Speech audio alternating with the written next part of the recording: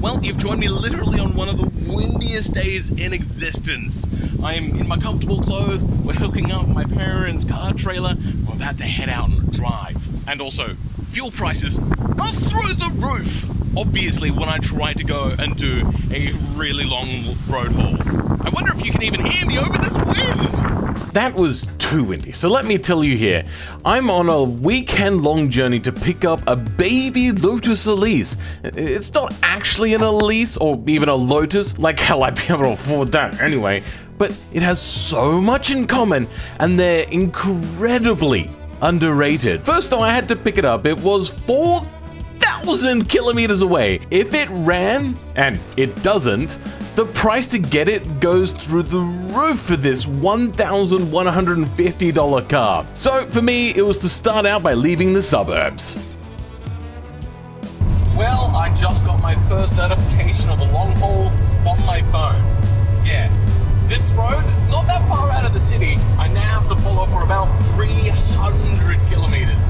So, oh my god, this is quite the long journey. And brilliantly, as I'm heading more inland, I'm going uphill all the time, which is costing more fuel, considerably a lot more fuel, which wouldn't be that big of a problem, except we're on a very expensive weekend for fuel. It just recently went up to $1.85 per liter. That's a lot of money per fuel. Now, I was able to get it for $1.75. Oh yeah, good bargain hunting here.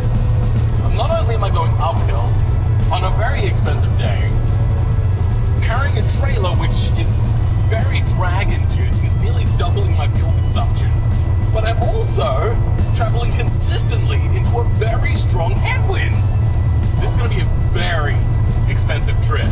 So if I'm doing, this is abysmal right now, about 15 liters per 100, we're just roughly estimating what we're getting going uphill, then downhill, then uphill, then downhill, but mostly uphill and into the headwind and all that kind of garbage. At 2,000 kilometers each way, that's 4,000 kilometers, that's 14 lots of 100 to carry to 15,000. That's about, oh my god, the math is coming to me now. If I'm not mistaken, that's about 600 liters of fuel that I'm going to be using. That doesn't seem right. But then again, let's also now times it by 1.7. That's not right. That means I'm doing about $1,000 in fuel. Let's hope to God my math is wrong and this is a particularly bad part of the journey for fuel consumption and it doesn't stay like that. But even still, with all of this fuel usage, which is pretty horrendous honestly, and I probably shouldn't be doing it if I care about the environment in any sort of way, it would cost me probably about $2,500 to get this from Queensland, sort of Brisbane area, back to South Australia. But it doesn't actually run and drive at the moment. It's blown ahead gasket, and apparently there's a few other little minor gripes with it. So the fact that it doesn't drive means that I wouldn't be able to go with a regular carrier, and I would probably have to pay somewhere in the order of twice the price to get it down there. So I'm still saving quite a lot of money. But still, it's a lot of fuel! On the way there though, the world was determined to slow me down at all costs. Now, I didn't catch the first lot of cops pulling me over for no reason, but I did catch these roadworks on camera. And then I got the next policeman that pulled me over for no reason. By the way, this cop had a really cool BMW Interceptor sort of thing. Then these fuckers are everywhere. And somehow, I stumbled upon Goatpocalypse, and I managed to get the large horde all together in one shot, but damn, there was a lot of them. And they consistently were running across the road at the very last second. Soon though, it got dark and passing through Goat Hell became a bit dangerous, and I stopped right here.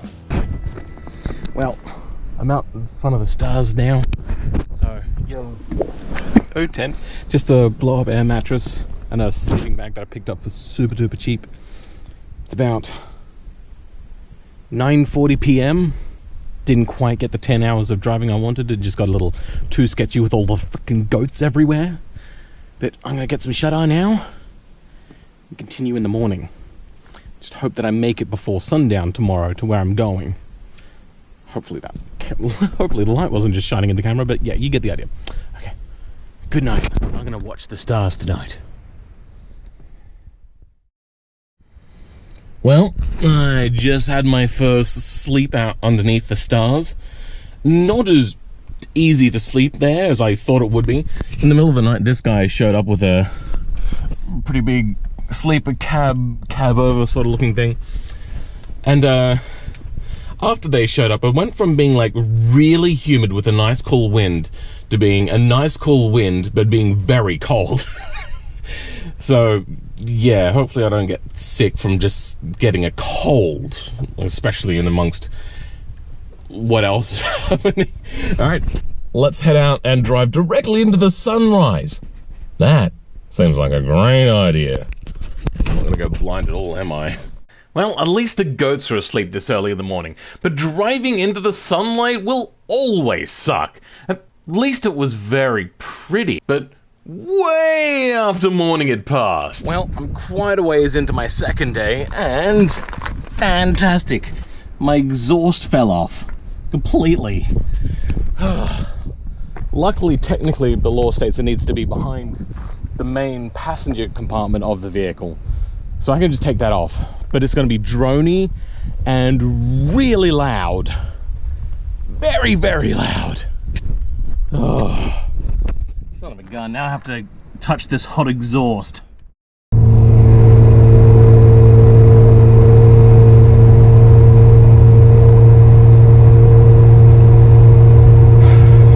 This was hell, but at least I was only about 100 kilometers away from Queensland.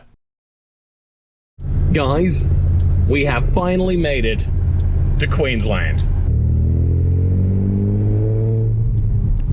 Luckily, I didn't have to go right into Brisbane, so I picked the car up in the dark, and the next day in the light, I could finally see it. Hey, what's up, guys? I guess you're wondering what the baby lotus is. Well, here it is.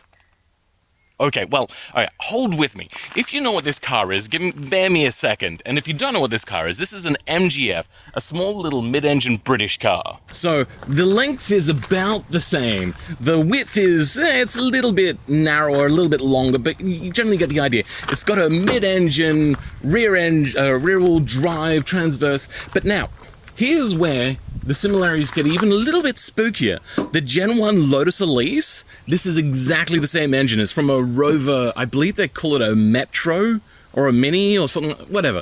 But yeah, that's the engine that's in here, little 1.6 or something like that. It's exactly the same as a Lotus. So similar weight, similar size, though it is heavier, obviously. A little bit more understeery because they wanted the thing to be a little bit safer than a Lotus, which is a full-blown sort of near race car, and the same engine. Baby Lotus. Lotus being one of my favorite car companies of all time. That's why I like this car so much, because it's such a weird vehicle that they made. So basically, after MG had run out of variations of the B that they could do, the MGB, and they put a V8 in that, they really had to come up with something else. And because they were partnered with Rover at the time, they took their little front-wheel drive city car, and then they put the front undercarriage and all of the suspension, all of the engine and everything, and stuck it in the back. So, yeah. It's basically a reverse front-wheel drive car, if you understand what I mean by that. But yeah, little manual car. This thing is going to be so much fun. But, as whether I've said it or not, I'm not sure yet. I'm going to be taking the clapped-out motor, because the motors in these are the weak point, apart from all the cheap plastics and everything. It's coming out because it's currently blown. Head gas is gone, apparently a whole bunch of other things should be done at the same sort of time. But yeah, we're going to EV convert this little lightweight bad boy, and it's going to be bellissimo. Anyway, I'm going to head back on the road and get back to South Australia. This is a long drive.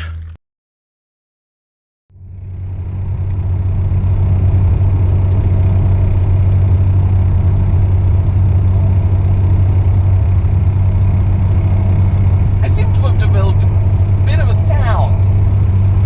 So the question is because it seems to be only when I'm in 5th gear, do I go really slow in 4th gear, or just hope it doesn't get worse and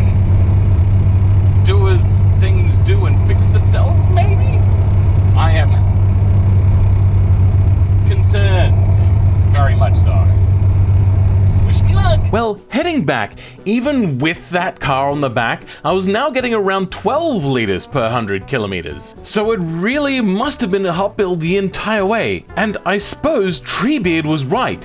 Heading south is like going downhill. Well, I did quite well making it about 1200 kilometers, taking it easy on the transmission. Until... It's getting worse. I really don't know what this is now, and it really, like, we have made it so far, and it wasn't making any extra noise, and now, suddenly, now that I'm within, like, home stretch, like 6 hours to go, it's decided to throw a new sound at me. I think soon it might be time for me to go into 4th gear and just nurse it home in 4th. Going into 4th, though, would add hours to the journey. So, what did I do? I went into 4th. Unfortunately, my ute doesn't have AC, and it became humidly hot, and the fans were hot from running the ute in 4th gear for a long time. So I needed to open my window, but it started to rain too, so I couldn't do that. This was becoming unbearable. Eventually, though, I made it home, and the journey was over. So that's the story of how I got my clapped out MGF. Now, I've owned one of these before, and that's how I know that these things are an absolute riot to drive. Lightweight, buzzy little 4-cylinder, it's just so good. Matched with being mid-engine, oh, it was so much fun. Especially since a lot of us will never be able to afford a mid-engine car. And especially with Toyota MR2 prices going through the roof, this is the last bastion of cheap mid-engine little cars that we can get.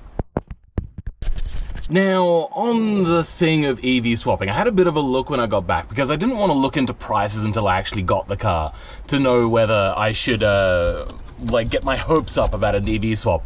But the last time I looked up EV prices would have been before coronavirus, and I didn't realize how much the prices have gone up. So currently, whether I fix that engine, which shouldn't be too expensive to do, or EV swap, which will still be quite expensive, but like more expensive and maybe out of my price range. So, for now, subscribe if you want to see more on this car. There will be more on this car. Whether I EV swap it or I fix the engine, I really am going to try to get the EV swap down. I'm going to try to get myself like a really cheap forklift motor. I'm going to try to find all the cheapest stuff on AliExpress that's in the scam company that'll take your money and then disappear sort of thing. And I think in the next video, what I'll do for you guys is I'll go over what is wrong with this absolute, as Tyler Hoovy would say, hoopty of a car.